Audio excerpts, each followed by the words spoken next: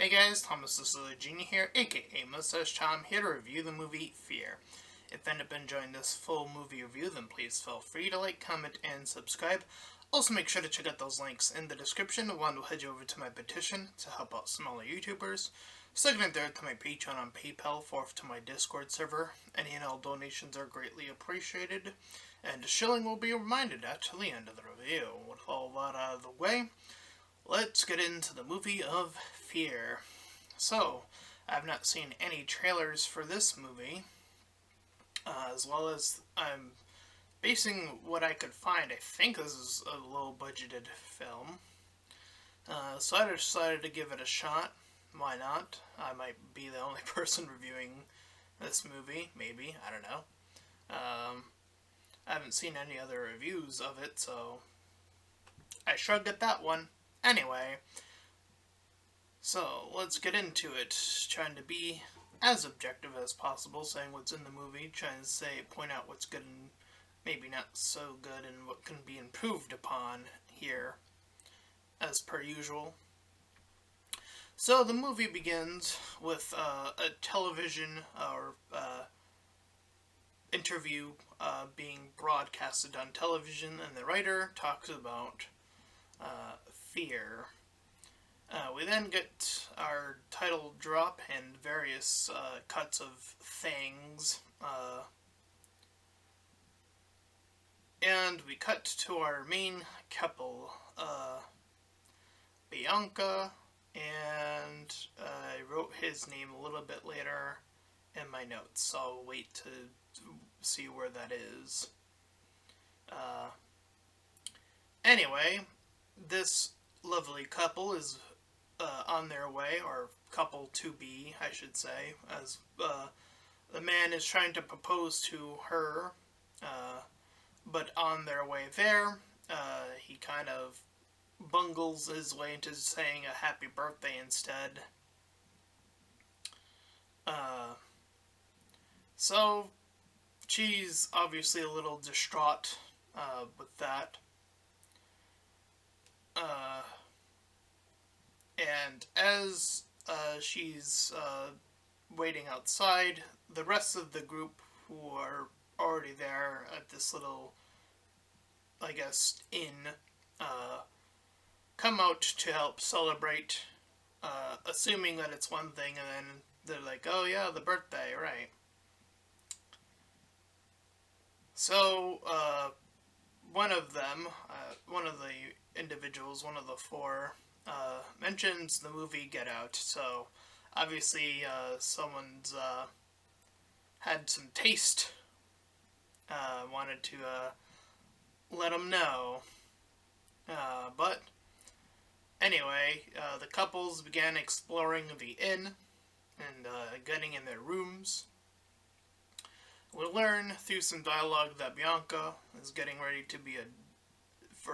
for her doctorate. But the husband starts bleeding from the nose as their discussion is about something whether or not, I forget what their exact conversation is, but point being is that she gets distracted by his sudden nosebleed. We see the rest of the party members having some fun, chilling, relaxing, playing some pool.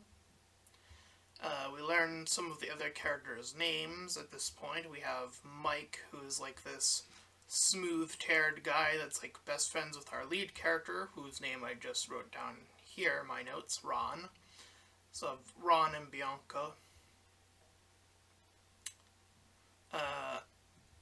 All the while, we also have this other couple who have their door slammed in them, or on them, and then they see Mike is on the other side, sort of, I don't know, messing with them, question mark. But anyway, we cut to a campfire where one of the women who's with them says that they should, while they're here, talk about their fears, which is obviously prompted by, well, we gotta let the people know why certain people later on are seeing certain things. So this is our little, like, Chekhov's horror gun here, I guess, equivalent.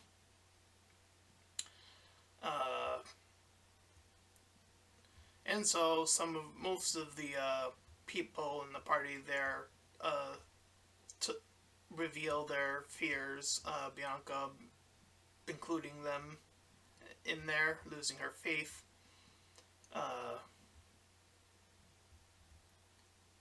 And so on and so forth. We have Lou, another character among the friends. Mike discloses that he's claustrophobic, meaning he's afraid of small spaces. Ron plays it smooth, saying he's afraid of losing Bianca. But we do, as the night continues, we start to hear some whispers in the air.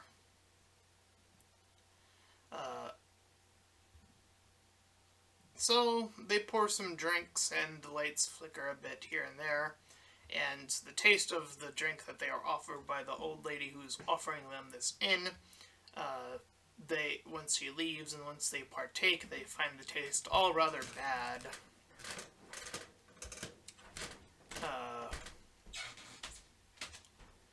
We have more character names being introduced as I'm learning them and putting them in my notes. We have Benny, who is this photographer, I believe, and he's the first one to sort of point out that Lou, one of the other friends, is not doing so hot. He's already coughing and having some sort of sickness. So we have the main character Ron check in with him. We start to see more things happening in the background, like the cassette playing backwards.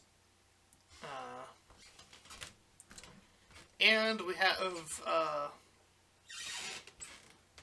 Benny, the camera guy, starting to check in on some history info on the place, which is gets doubled, tripled, and quadrupled down on in this movie, which is a little bit excessive if you ask me. Anyway, we see some more stuff happening on the inn, like a figure moving in the downstairs in the distance. But none of them are wary of what's going on yet. Ron is checking around still, and while Benny is checking some info, he loses Wi-Fi for a bit. And speaking of notes, we also have Ron also finding more notes about how this is all about them, the area that's here feeding upon the souls.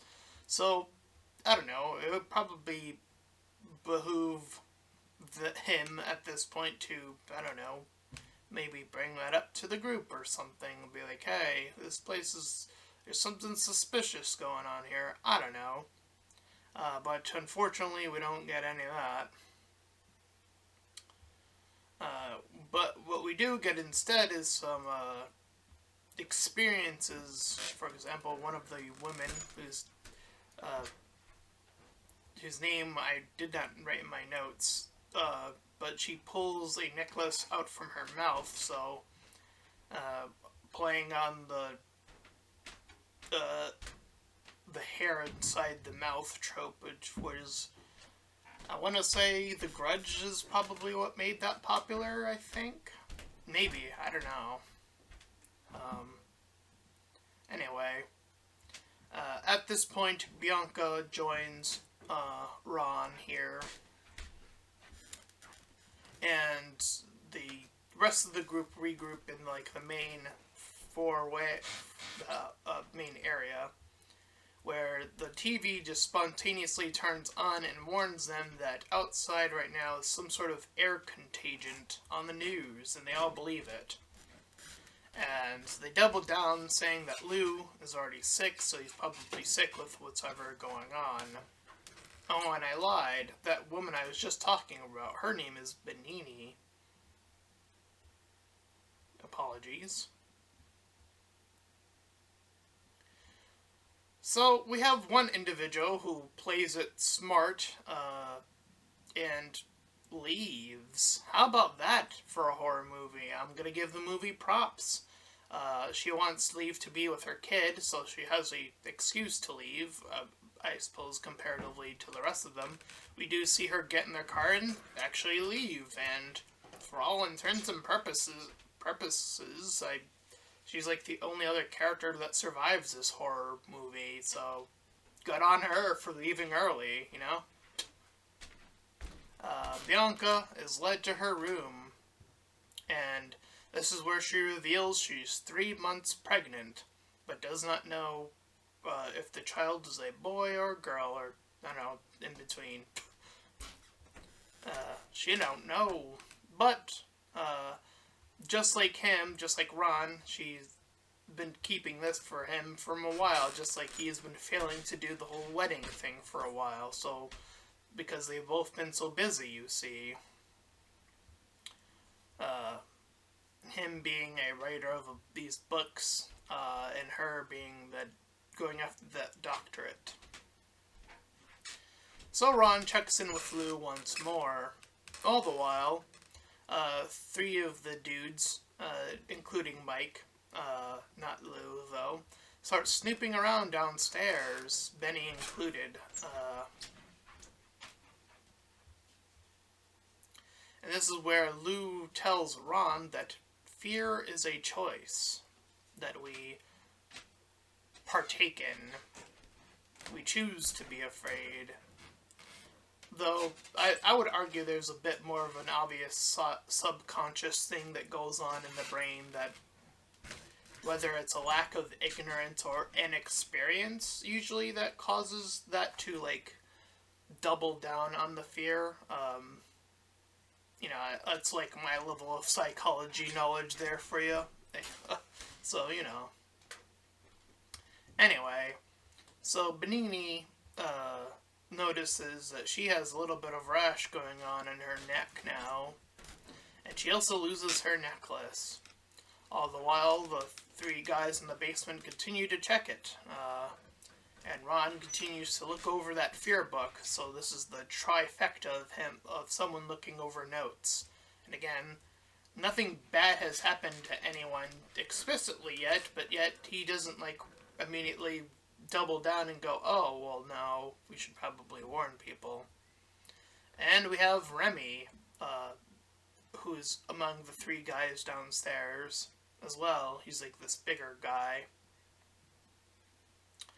And he, for whatever reason, wants to take Lou, who's already excluded himself in his own room anyway, and lock him in the basement, which is going to actually expose them to this quote-unquote air contagion more so, instead of just leaving him alone in his room, which he's already blocked himself off away from. So the lack of intelligence here is starting to get on display a little bit here.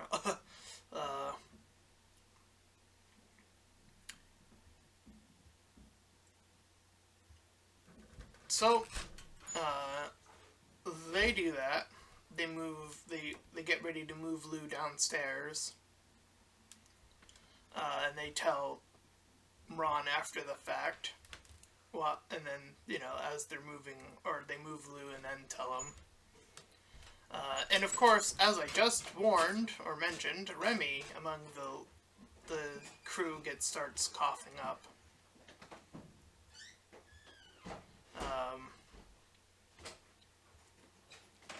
So Ron forces Mike to bring him to Lou. And we start to hear the voices, and things are getting a little out of hand. Unfortunately, this is where things go from bad to, well, now it's too late, as Lou grabs a knife and is forced to cut himself by an entity of sorts. So he's dead. He's the first to die. Speaking of checking notes, Benny checks the book and more of his laptop some more. Suddenly having Wi-Fi again, I guess? Question mark? I guess so. I don't know. But the phones, or at least the one that Bianca has, doesn't seem to be working currently. Uh, and I wrote in my notes the tall lady. I don't remember which one this was, but point being, she falls back in the tub in the bathroom and then drowns. So we've lost two people now. All before the notes have been established and found. Um, so Bianca starts to see some stuff now. The pictures like falling, and then when she's confronted, they're all back up. Uh, Meanwhile, Mike hears Ross.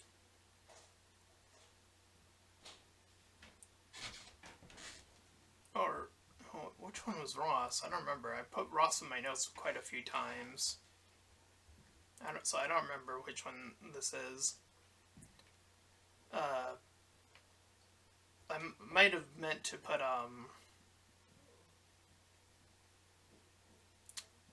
which name? But did I say Ross was the big one? Oh god. I'm getting confused by my own notes here. I'm sorry. Anyway, point being is that Mike is taking way too much time, and by the time he gets to, I'll just call him Ross now. Ross, we see this swarm of darkness swoop him up, and then his neck is snapped. And simultaneously, not even moments later, Mike is caught by the swarm, and then we see that his claustrophobia kicks in, and then we see him in the realistic world bang his head against the sink over and over again until he's dead. So now 4 people have died. So Benny looks over some photos, and the doors are closing, and everyone's freaking out. And he starts to hear the police radio because he was talking about how his fear was being arrested while being innocent. All the while, it's just our main couple of Ron and Bianca, Benny, and one other woman. And they're finally like, well, now we need to get out of this house after all that has happened. However, the other woman, not Bianca, gets too far ahead, and they also don't start to notice that Benny is falling further behind. So she's pulled away first. And then again, Benny's like pulled further back as Ron and Bianca head for her. Oh, I did write her name. Serena is pulled away into the basement, and then by the time they get there, she's gone. So Benny stabs Ron when he comes back because he's freaking out too much over the cop stuff. And then he like starts cutting himself because he's forced to, and thus Bianca is the only one left. And we start to see all these visions and bizarre imagery, and then it's like a poof happens as she runs outside finally, and then we see her appear eventually in the streets, and her phone comes back and is pinging off, and that is the end of Fear. So the movie has a little bit of frustrating parts of a little bit of too much research and not enough like where that's all compiled happens before anything bad happens, which is usually not even how that works in terms of a time frame. It's usually like a bad thing happens, then people learn that the bad thing happened, and then they're like, oh, we gotta learn more about why this might be happening. So I think the order got a little bit messed up here. Or, I guess if they had seen the bodies, which they do at pretty much the same time anyways, they just don't end up leaving properly enough. So, I think this movie struggles a little bit here, obviously. So I'd probably give it like a 4 out of 10. Um, I think, I think that this movie has some potential here as well. Um, I think establishing the characters a little bit more quickly is uh, easier. When they're in when the proposal thing is happening at the beginning, we got to get most of the characters' name at that point. Uh, for example, just so that we as the audience can establish, okay, so these are all the characters, because like I didn't know the characters' names until like near their deaths at some points, or like I would catch someone's name later on anyway. So that's just like one example of like it's pretty uh, it's pretty simple writing in terms of that. Establishing your characters pretty quickly. Uh, it does have some stuff going on. Like I said, her being the doctorate, him being this writer. We have the camera guy. So we have some like jobs. Um, Outside of those three, I don't feel like the other characters. I don't feel like we've learned a lot about them. I just kind of remember their names. And the only other thing I know is that they're friends. So yeah, and the whole research bit. Obviously, the bad part about that, or how you can recontextualize that, is that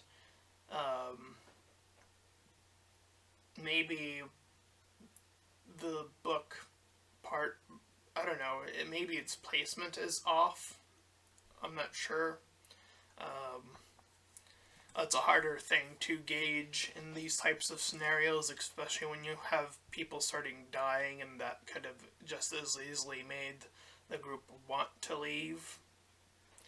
Um, so yeah. Uh,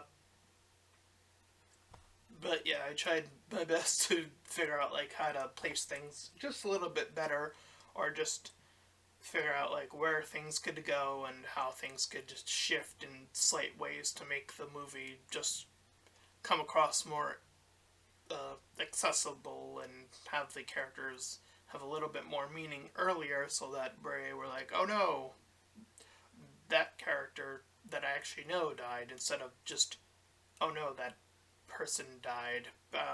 Again, I've said this time and time again when it comes to horror. If you've seen any of my other horror reviews, when you establish a character, and when you're able to write well within the context of a character, um, even if you're someone who doesn't get scared by like jump scares or like other types of basic horror stuff, you still start to sympathize with the character. You still start to say, well, I fear for that character. You're attaching the fear to something else. And I feel like that is something that is very, uh, uh, that is missing a lot in horror movies, a lot, or very often. Um, so obviously, I'm trying to compensate for that here, because there are some characters that are established here a little bit anyways. So like I said, I'm trying to be as objective as possible and say what's fair, what they did achieve, and what they could have achieved more of, to compensate for the other elements that could have been stronger here.